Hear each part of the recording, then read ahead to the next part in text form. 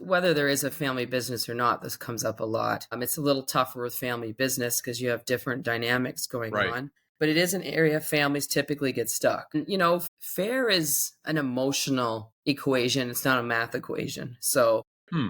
Mhm. it's usually how people feel about it and their perceptions and values around what fair means. So equal is one way to define fair. It's not the only way. There's many. Another one would be, what's an individual's needs, as an example. So how I approach these type of issues is I would typically have an individual conversation with each member to understand their perspective and kind of get underneath the root of their concern. And what does fair mean to them? And where does that definition come from?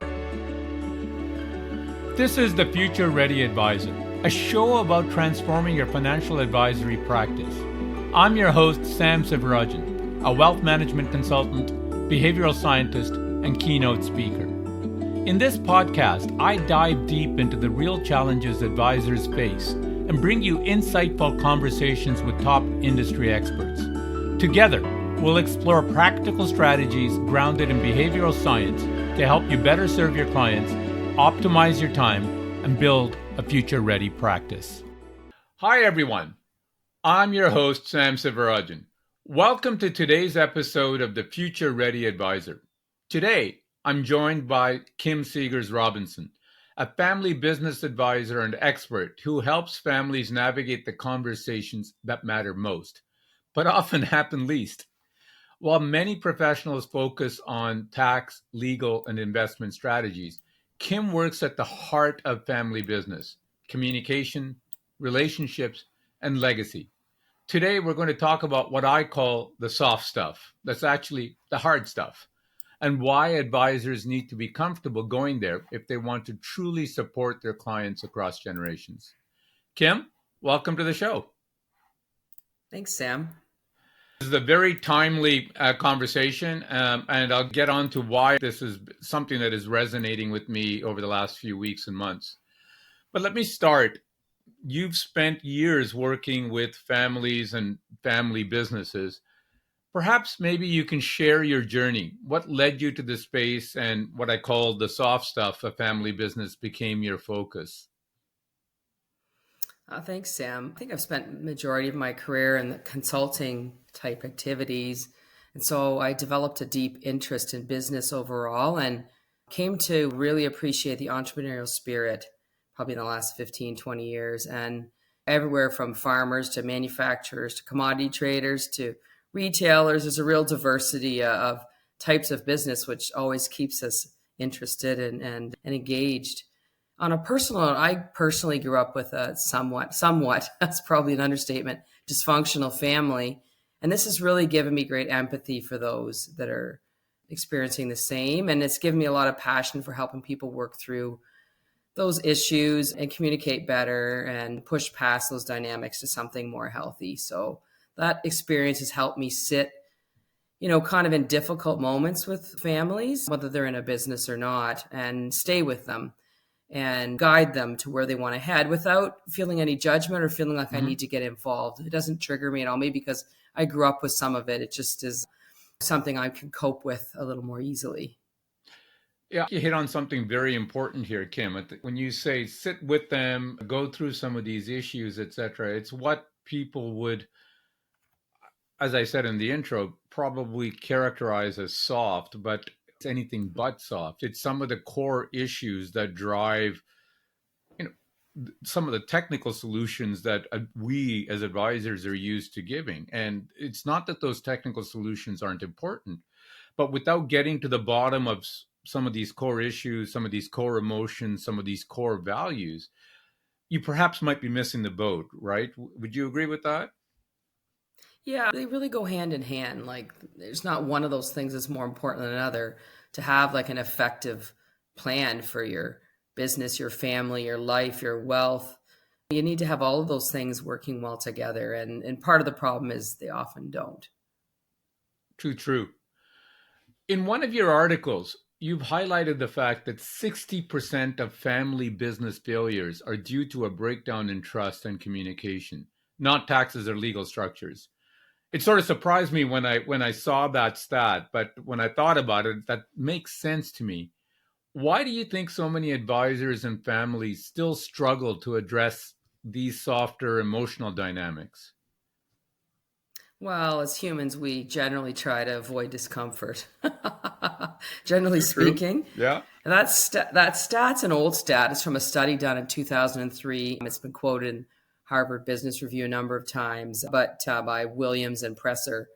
And while they haven't updated those statistics or that research, I do kind of feel that that rings true with my experience with families and family business in particular.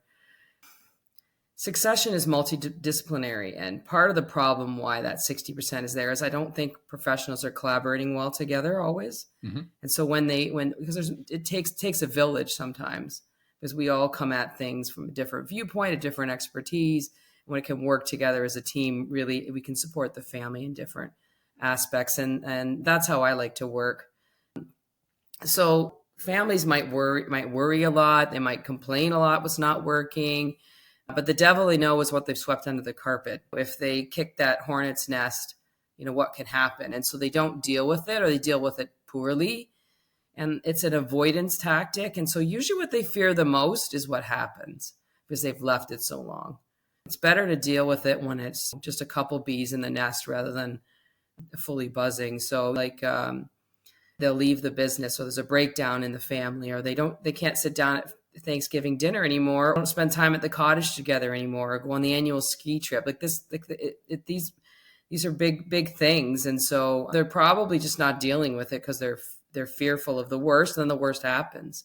For advisors, sometimes you just don't know because maybe people aren't talking about it because it is under the carpet, and we're not rolling around with a sign on our head with our dysfunctions. So we assume it's okay, right? And like most families don't have drop down fights. Mm-hmm. They don't. Mm-hmm. But unconstructive conflict isn't just about anger and raising your voice and storming out of the room. It's also keeping the peace.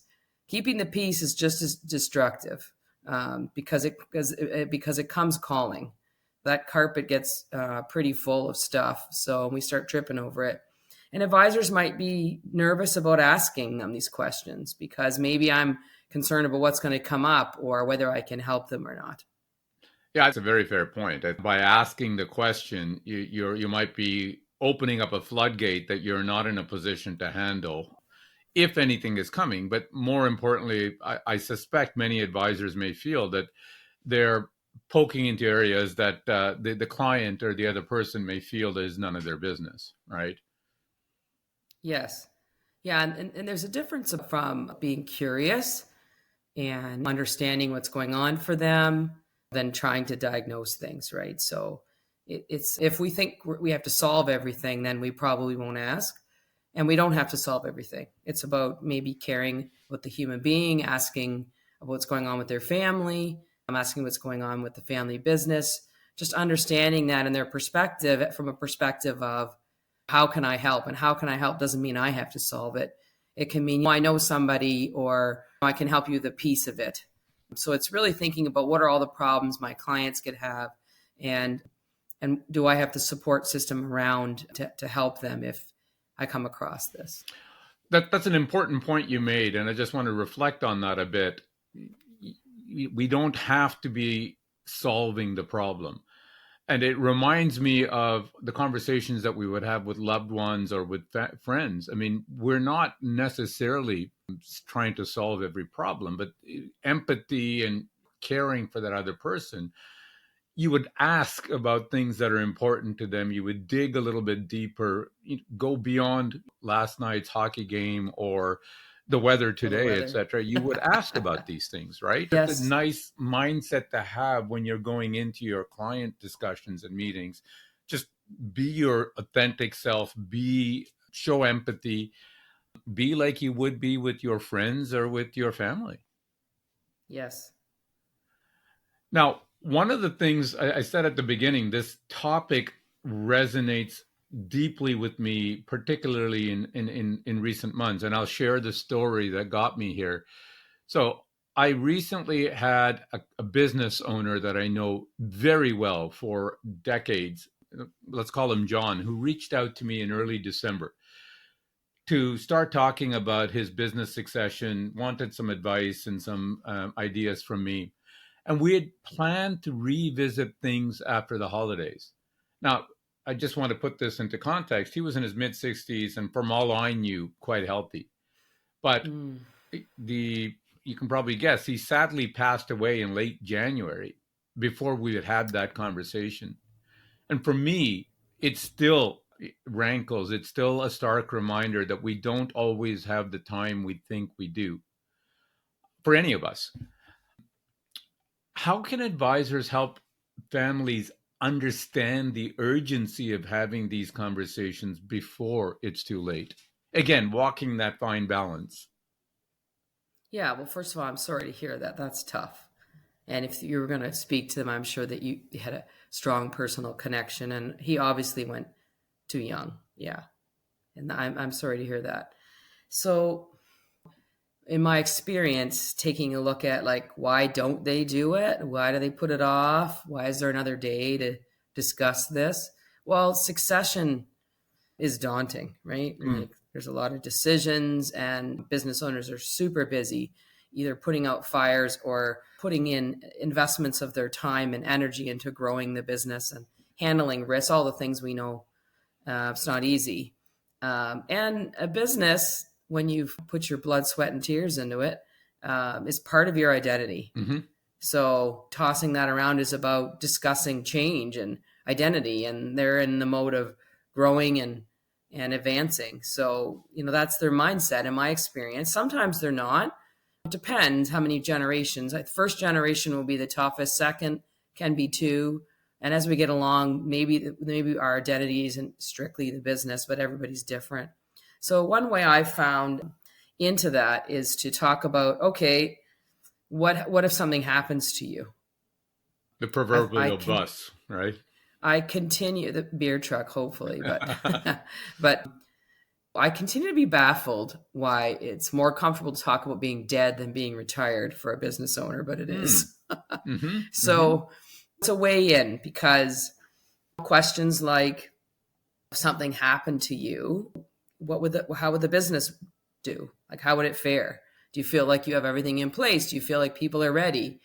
And it'd be valuable to kind of disaster proof that area, because they're usually a pretty critical resource, right? Mm-hmm. They're providing something amazing, and the next generation, even if they're strong, might not have components of that. Maybe they have strategic alliances, or they're just amazing at making connections to new business opportunities. A lot of entrepreneurs walk around and spot opportunity on a daily basis. So not everybody can do that. Is the next generation ready for that? Are we preparing them for it?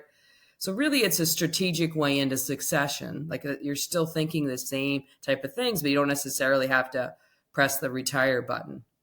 So that's a sneaky way I found it. And it's still very, very helpful to them. I like that. And you're right. It is easier to talk about us passing away than to think about the third act of our life. But it's a lot of the same components, especially from a family business point of view. You'd have to still think about things about who runs the business. How does the proceeds get split between multiple kids? Are they all involved? Do they have an operational role, or are they simply passive shareholders? So you're right. Mm-hmm. Using that as the doorway, if you will, to have that deeper conversation about the interconnection between the family and the business dynamics is sneaky, but helpful, I think. Yeah. Well, eventually everybody's going to die. We'll all come to terms like that, but we don't necessarily always have a real specific slowdown or retire date, because, like you said, it's a new chapter, and that change is not always an easy one. Now, I'm sure you've had the same experience, but I often hear from families that they want things to be equal when it comes to inheritance or succession. But equal doesn't always mean fair. And I always remember about a story that one of my former clients told me about his daughter going to an Ivy League school while his son excelled at hockey. So he happily paid for his daughter's school, but the son expected the cash equivalent. How do you guide families through these nuanced conversations around fair versus equal? Because that's an important component, right? I mean, if you're looking for families as a part of the communication issue that you talked about, if these are not talked about before, it could create resentment and dysfunction in the family after the parents have passed, right?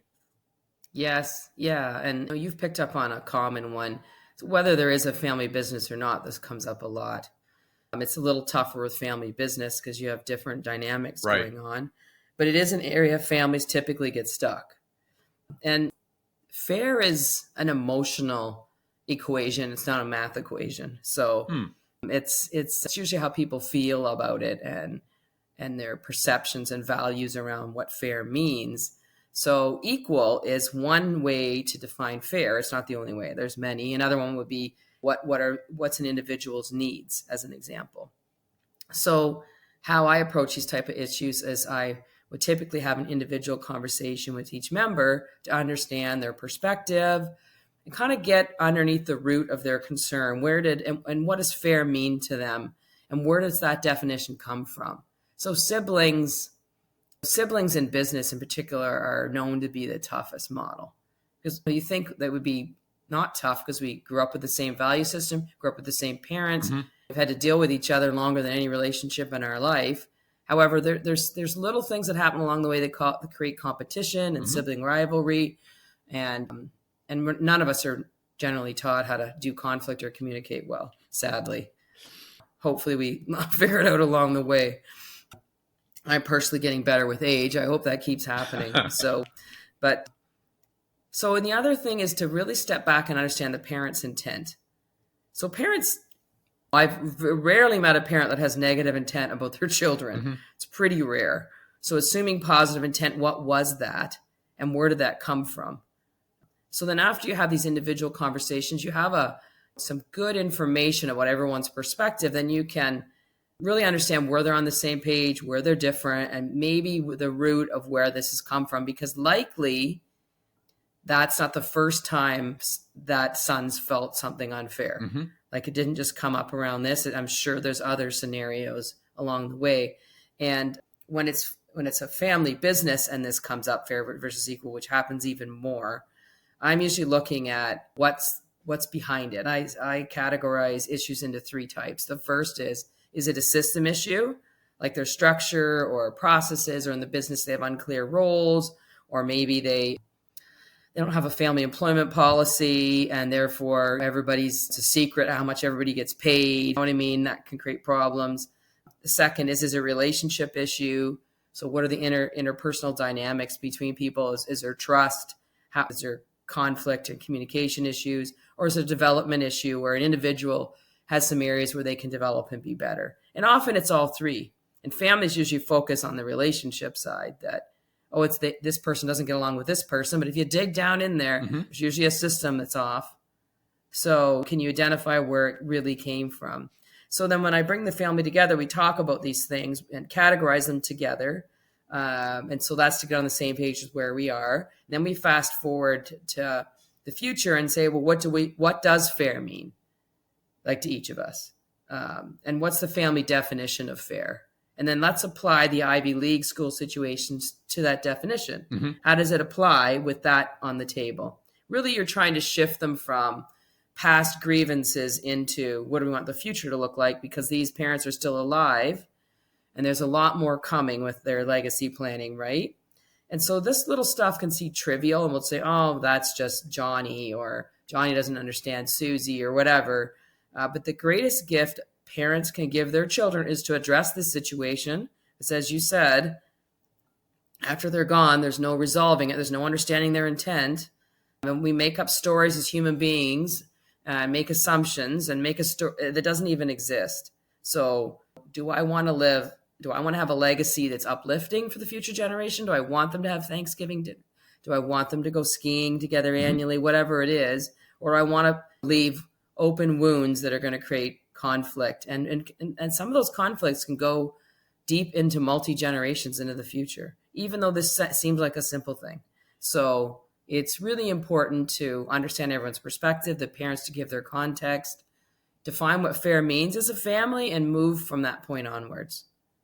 I like that. I like that a lot. And it reminded me of a situation I faced when we were advising families. And there was a family that had 4 kids, and they were all sort of involved in the business. And the patriarch had told me that really the eldest son was going to take over the business, and the others weren't. And in particular, there was another son that was really the not good at all in terms of running the business, etc. And the it seemed clear to me that the patriarch intended to leave well enough alone, let the shareholdings of the business pass on to all 4 kids in equal shares, and leave it Mm, to the oldest son to figure this out, etc. And as you talked about, that the intent obviously on the patriarch side wasn't bad. They wanted the business to thrive. They wanted their kids to get along. But it struck me in the moment that this was the perfect recipe for both of those things not to happen, right? And all because yes. I think the patriarch wanted to go to his final resting place feeling that he hasn't offended any of his kids. And I think what you're saying resonates so strongly with me. It is the sitting down with each child to understand what defines as fair, I think is important. That the parents also have to sit and ask themselves, what do they want? What does a successful succession look like to them? Does it mean that the business is thriving?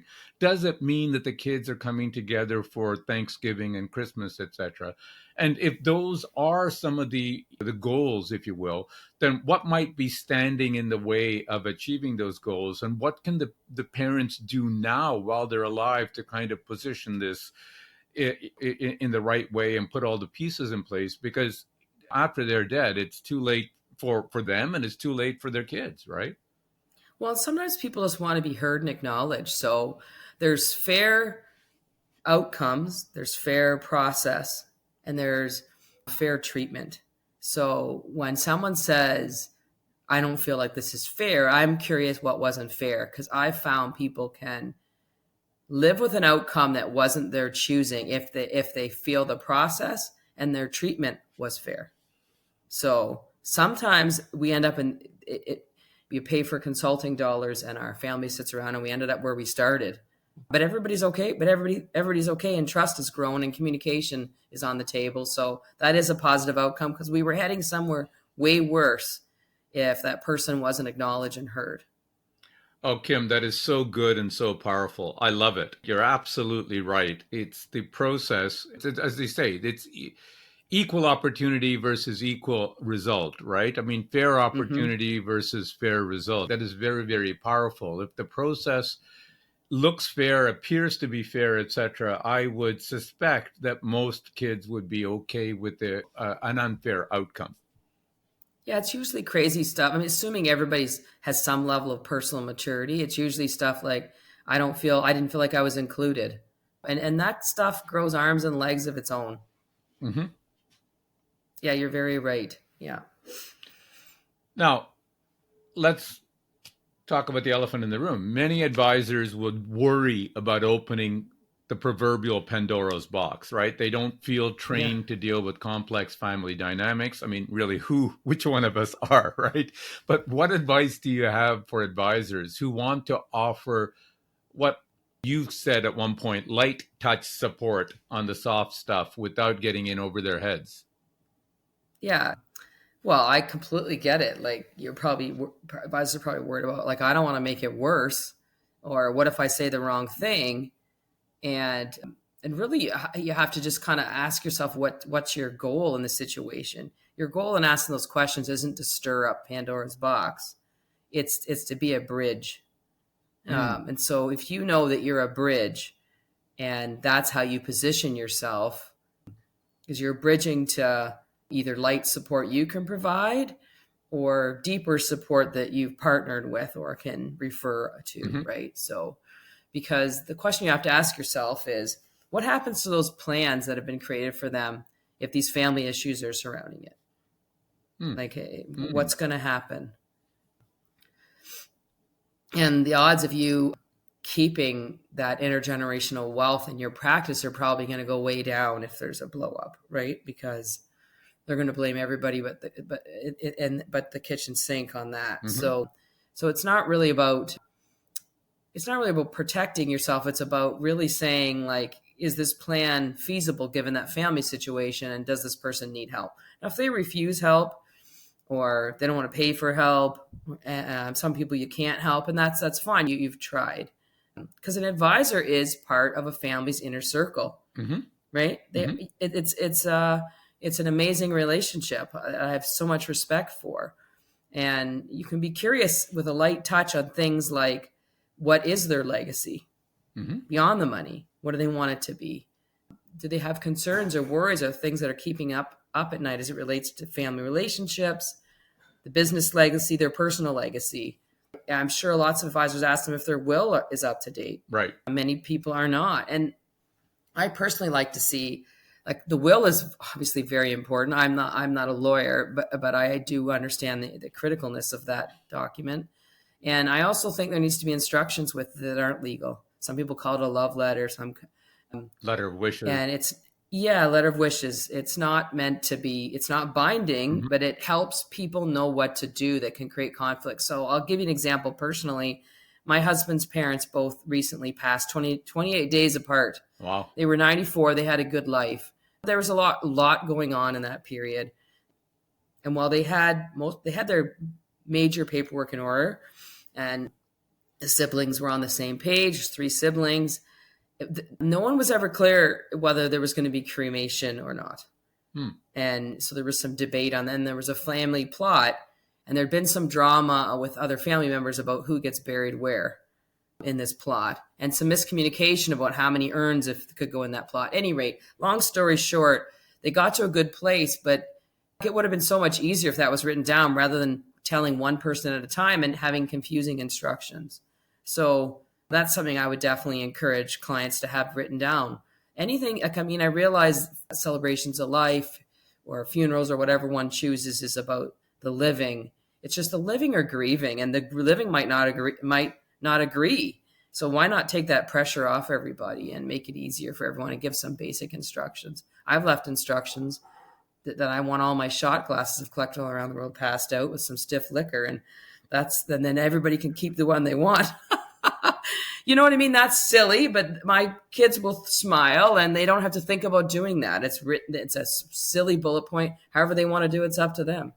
It's not, and I'm not there, but at least they know and they can have fun with it. Another area sorry, go ahead, Sam. I was saying that's brilliant. You've given me an idea of what I need to put in my letter of wishes. My favorite bottle of whiskey and shot glasses around. Yeah, so. Why not? Why not? Like music you like. I mean, your family knows you, of course. It just makes it feels like a gift to give your the loved one that's passed a celebration or a recognition that they would have liked, right? And another area is that advisors can ask about is what their plan with the family cottages is. Family cottages are such a joyous thing and can be such an awful experience after the people that owned it passed if you're not careful. So this is about poking around lightly, to getting curious, to saying these are areas that come up and what's your plan with that? And again, if you consider yourself a bridge, not a problem solver, not a stirring it up unless you feel like you can solve those problems, what's the bridge to help them? No, and as you were talking about, I thought that's exactly right. If you view yourself as your bridge, an advisor might say, for instance, a typical challenge for many families is how they handle the cottage post-death, etc. Is that something that you've taken care of, or is that something to be done yet? And positioning it like that, you're not saying that you, client, have a problem. You're saying, as an advisor, I've seen this happen in other families. You're flagging the issue, and then it's up to the client at that point to decide, okay, am I going to return the ball or am I going to stay mum and not? So in that light touch way, as the way you described, the advisor can feel comfortable that they've sort of done the job, they've flagged the issues that they should flag, been that holistic, trusted advisor without necessarily having to get deep into the weeds on things that the client may not want to. Well, and tell a little, like, I mean, all advisors have these great stories of things that planning that's been put in place that worked well and things that haven't, right? They've seen it. We've all seen it. So tell a little story, get them thinking about how the Mm. family thought the cottage was settled and they didn't really communicate with their kids. They didn't check in with their kids. And 5 years later, the kids have a different opinion about it. So we raise the topic of family cottage once a year with them just because we want to know. We put some insurance in place to trigger to cover expenses. And if no one wants it, then it gets distributed. Like, it's little things you can do to just take problems off the table, right? So I wrote an article called How Advisors Can Help with the Soft Stuff on my website, which we'll talk about later, www.empowerplanning.ca. But it's there. It has some ideas in it. It's certainly not everything, but if you are interested in some light touch stuff, you'll find some examples in there. That's great. That will be a very valuable resource for advisors. So let's talk about family meetings. They can be a game changer, but they're obviously very difficult to execute well. What does good facilitation look like in your view? And how can advisors know when they need to bring in a professional like yourself, for instance? Right. Yeah, it's a great question. Family meetings are important because that's where communication happens, and it can be horrible if they create conflict that just continues to grow in a pattern of dysfunction. Right. Conflict itself isn't bad. It's what we do with it Right. and how we behave around it. Conflict is good. Conflict is something needs to change, or we need to get on the same page. We don't make improvements without some element of conflict. Again, positive conflict is different than negative. So, a lot of families try to run their own meetings, and a lot of families are actually quite successful at it because they're doing well, that they need it to run the business, and other families are not. The thing I'll say with pure facilitation is that when you're facilitating a meeting, you can't also be a participant. Right. Right. Right. Like, if you're tracking the content and you're tracking solutions and you're tracking how you can contribute to the content with your expertise and experience, it means you're not monitoring the room, right? It's really hard to do both. And so a facilitator is aware of what the client's purpose is, and they're keeping that in mind at all time. And the facilitator is saying, okay, based on how the meeting is progressing, are we tracking towards that purpose, or are we circling around in the wrong direction? So the facilitator's job is to notice the gap and bring us back on track. That's what the facilitator's job is. Monitor the room. What are we trying to do? Are we moving towards that or not? Do we need to shift things up? Do we need to take a break? Do we need to put something in a parking lot for later? Are we in the weeds when we shouldn't be? Are we adhering to our communication directive? That kind of stuff. And different facilitators have different styles. Some are very attuned to the time on the agenda. Others are more loose and let things flow, and you have to decide what works best for you. But 80% of the work is helping people talk to each other. And when, for example, when I was working with a client that was father son, they were really struggling with each other, and they worked closely together in the business. And there was some yelling, there was some dysfunction, there was assumptions that were incorrect, there were some tears. And you might say, oh, that's a horrendous meeting. They needed to get that out. And my job is then to say, you're saying this, and do you realize when you say that, it makes this person feel like X? And so, I'm very comfortable doing conflict resolution and communication management and that kind of stuff and getting them to where they want to go. But I also I can't do everything for everyone. I would not give anyone tax advice. I wouldn't tell them where to invest their money, whether they need insurance. That's for sure. That's not my expertise, but I'm also not a therapist. So I know where the line is to say, okay, they need to go to therapy. Right. This is beyond good communication and working through conflicts. So you were asking also, and I sorry, I forgot to mention it, about where to find somebody. I thought about it for a while. There's two, we all think we can facilitate meetings. If it's not a challenging meeting, we all can, right? We're professionals. We communicate. We know what we're doing.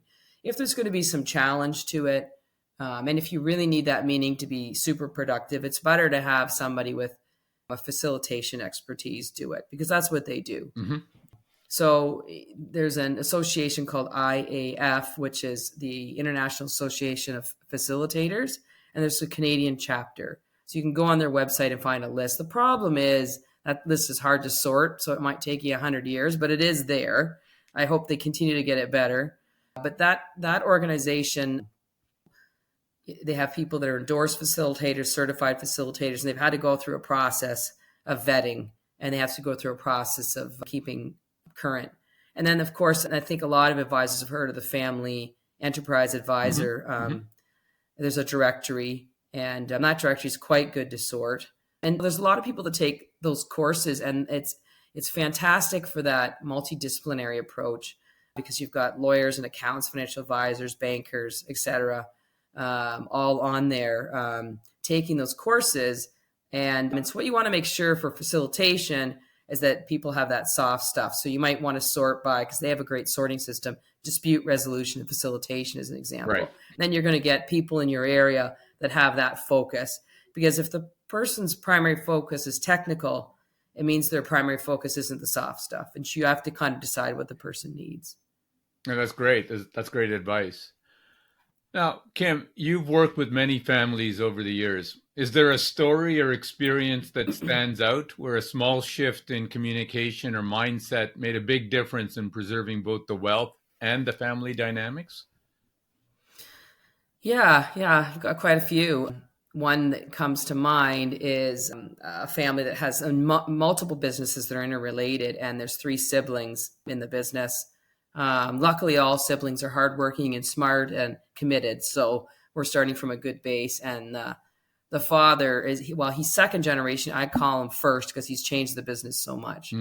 But they've had poor communication and growing tension between them because they kind of have like sibling competitiveness going on at times. And they have that fair versus equal thing pop up frequently. So instead of working through their issues, what they've done is they've each landed themselves in a different part of the business, whether they love that or not. Whoever was there first got to choose first.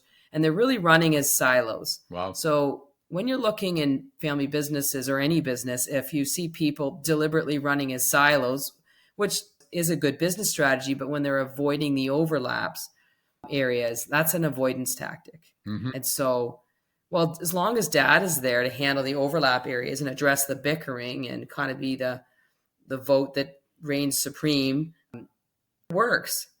However, they're building their own kingdoms. They're focused on their piece and not the whole. And the father often says, the enemy's on the outside, not the inside. Now, that's a bit of a dramatic statement. What he's trying to do is teach them to work together. But oftentimes it doesn't come across that way, particularly in the beginning. And so when I started working with them, they were not having any meetings. They were not talking to each other. They were avoiding each other. And there were certain areas they were fighting about, and they were fighting in front of employees, and it wasn't great. So, we did the discovery process. I talked with each person, did the reporting of, here's where you're lying, here's where you're not. And it was so important to the father that they keep this business together because of the overlaps. And plus it takes risk off each business, right? So what we did is we did take that pressure off of the situation to be forced to work together. And we decided to do a trial run where they managed the shared middle together as a family board. So we work through tough stuff, like they don't have the same risk tolerances, they don't bring the same skills to the table.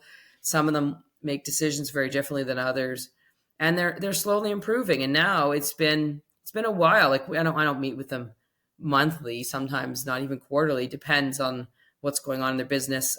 But when we do meet, sometimes we have some intense all-day meetings. But they're now meeting just the 3 siblings to talk about those overlap areas. They're having management meetings. They're re-engaging. They're making some decisions together. So really the thing that shifted is their mindset. They're starting to recognize that operating in silos has risk and that the shared middle would be expensive to replicate. So while we're still in that trial run, that we've seen a lot of positive movement. So who knows where that will go? But you can't shove people where they don't want to go, even if it makes business sense. You got to prove to them it's possible and put that, again, a lot of systems out of place. There's relationship problems and there's personal development problems. So there's coaching on the personal development. We've created personal development plans for each of them. We've done relationship rescues on a brother-sister relationship that's been sideways. And we've put a lot of systems in place, like governance and meetings and policies, that they now are on the same page. There's a lot less fighting.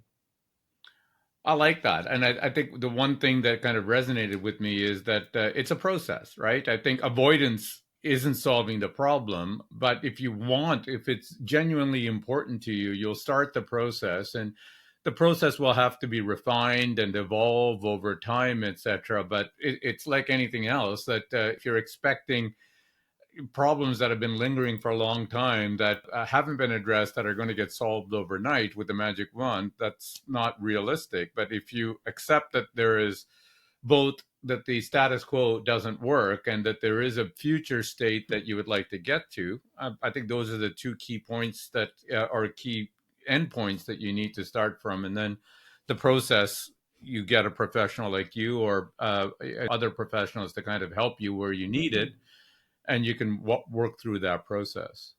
That's right. Yeah. But it's really about empowering those siblings to try that trial run. Correct. So everybody was okay to do the trial run, even though they were very skeptical. And I also said to them, a positive outcome of the trial run is that we don't want to work together. Let's not put a pressure on an outcome. Let's see where it leads us. That is good. Yeah. Well, Kim, we're coming to the end of our podcast, so I have a few final rapid fire questions for you. Okay, I'll try to be quick. No problem. You don't have to be quick. They're just rapid fire. So number one, professionally, what is the most important lesson you've learned over the years? Well, it's we've been talking about improved communication fixes most problems in life and in business, family business or otherwise, and as well as with estate planning. If we're not communicating our intent, if we're not having conversation, there's going to be assumptions, and unfortunately that creates dysfunctional conflict. I love that. And I've learned this, and I still keep learning this on a daily basis. And your point about assumptions is a critical one here, that even something as technical as call it investment management, etc. I found that things that we take for granted, that we have common definitions of what is balanced portfolio or what is a conservative portfolio, etc. I mean, those are assumptions that we're making. And to develop a better relationship between advisor and client, for instance, you need to kind of make sure that we're on the same page on that assumption of what the advisor is calling a balanced portfolio and what the client thinks that means, etc. Right? So communication and assumptions and level setting to make sure that you're on the same page. I keep learning is very critical. Mm-hmm. What is one practical tip you would offer listeners keen on applying your insights? Well, I'm going to cheat and give two quick ones. Please, go ahead. There you go. The first is be the bridge. Be curious. You don't need to be clinical. You don't need to be a problem solver. Open up space. You are in a prestige place of being in the client's inner circle. You're in a position to create that space for them to talk about their soft stuff, plant the seed, and offer resources to help. The second would be on the succession front. Disaster proofing is easier way in for people. I love it. Love it. Kim, this has been such a great discussion. And as I said, one that particularly resonates with me. If listeners want to learn more about you or find your work, where do they go? Well, I have a website called empowerplanning.ca. I mean, but with a handle like Seegers Robinson, you can find me pretty easy on Google or LinkedIn. And obviously, I can't help everybody. I do take on clients every year. I really love the work. And I have people that I know, and I can help you navigate through how to find someone in your area, point you to the resources if you need it. That's great. And just for all the listeners, Kim's website and LinkedIn, etc., will be in the show notes to this episode. Kim, always great to talk to you. Thank you for joining us today on the Future Ready Advisor. Thanks, Sam. Appreciate it.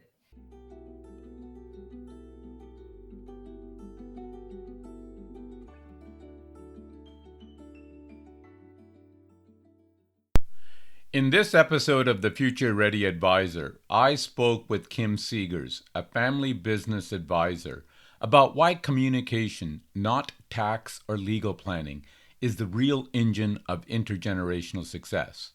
Here are my 3 key takeaways. Number 1, the soft stuff is the hard stuff. Most family business breakdowns stem from unspoken tensions, not poor technical planning. Advisors who can ask curious, empathetic questions without needing to fix everything become invaluable bridges for their clients. Number 2, fair isn't always equal. Kim emphasized that fairness is an emotional, not mathematical equation. Helping families define what fair means to them and understand each other's perspectives can prevent decades-long rifts and help preserve both the business and the relationships. Number 3, be a bridge, not a fixer. Advisors don't need to be therapists, but they should create space for tough conversations. Light touch questions about family dynamics, succession fears, or even the fate of the family cottage can spark meaningful dialogue and show clients you truly understand their world. Kim reminds us the best plans can fail if families can't talk. Advisors who help make those conversations possible, they're the ones who will be trusted for generations. Thank you for listening to the Future Ready Advisor. You've been listening to the Future Ready Advisor. If you enjoyed the show, please leave a review on Apple Podcasts or a rating on Spotify, or share your feedback wherever you listen. Be sure to follow the podcast so you never miss an episode. For more insights on how to keep your practice future ready, visit www.samsivarajan.com. You can find the link on the show notes. There you'll find free tools and resources, along with exclusive bonus content from these podcasts. Thanks for tuning in, and I look forward to sharing more strategies with you in the next episode.